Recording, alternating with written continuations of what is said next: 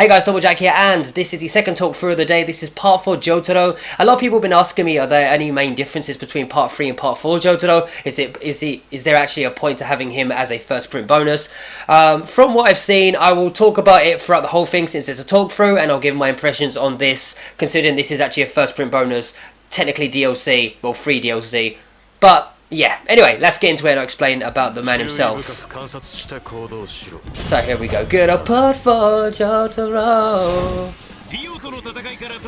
So I just explain, oh, he's 28 years old, and this is a long time after he defeated Dio.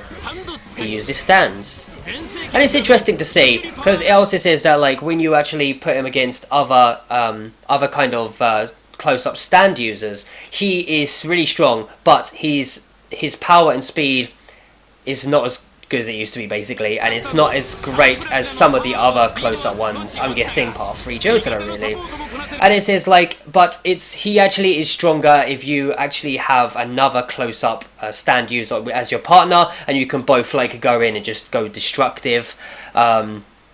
Whilst I say that actually quickly, I did say previously that I would like to see a part 3, part 4 Jotaro tag team. You can't do that, it's impossible. That's one of the no-nos apparently, and I'm guessing it's some kind of coding problem where the coding for both of them is like similar, so it's not going to allow you to do that. I don't know. I am not Codemans. But anyway, what I do know is that we will see one of his new attacks is actually from part 4. Of course, we got Star Platinum the World, where we can stop time. Now, if you look at this, it actually stops time for less time than part 3 Jotaro. That does make sense because that's actually what happens in the manga as well, since he doesn't use it and he's never had to use it since really the Dio battle. It will say that whilst in it, you know, just like Jotaro, you can beat them up or you can throw them and then you do some damage, which of course is still always awesome. Here we go.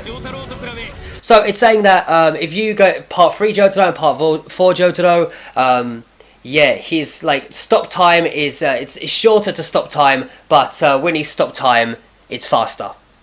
So that's much better, but he's also a little bit weaker compared to his part 3 self.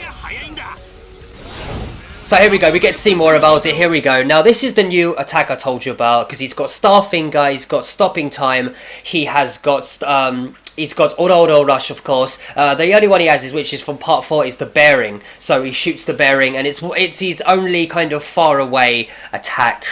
As you can see, here we go. So it's pretty cool, using the Bearing straight from part 4. I was hoping they weren't going to cut that out.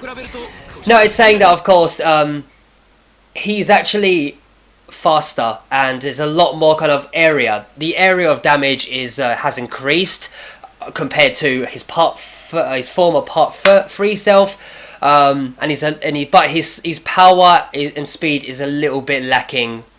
But comparing to Jotaro, it's a little bit less. As you can see on the left, we got Ora, Bearing, Stopping Time, Starfinger, a lot of it. I still really enjoy this, but of course he comes with no costumes, by the way, which, I don't know, maybe they'll throw out a patch for him afterwards, but we don't have. I was hoping we would have at least all the different colours being the different hats, because he does have at least 4 hats throughout the whole thing. So he doesn't have, they're not showing off his unique dual heat attacks, and pretty much, as you can see, it's exactly the same as his part 3 one.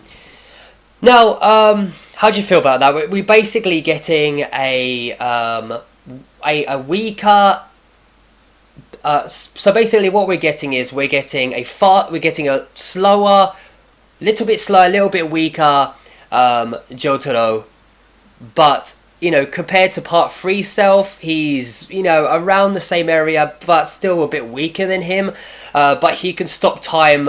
He could basically move faster within the stop time, and he's got the Bearing far away attack. So you've got an actual, you know, your close range, but then Jotaro part 3 can only be close range. You could do a push off though, you could do a push and cancel, and also you could do orders to keep them at bay, but you could do that part 4 Jotaro. Plus, with part 4 Jotaro, you could be really far away and use the ball bearing to keep the other Jotaro away if it came to that, you know. So like, when I first saw them play it on the Ice of Heaven tournament, I personally thought like, okay, this is gonna be.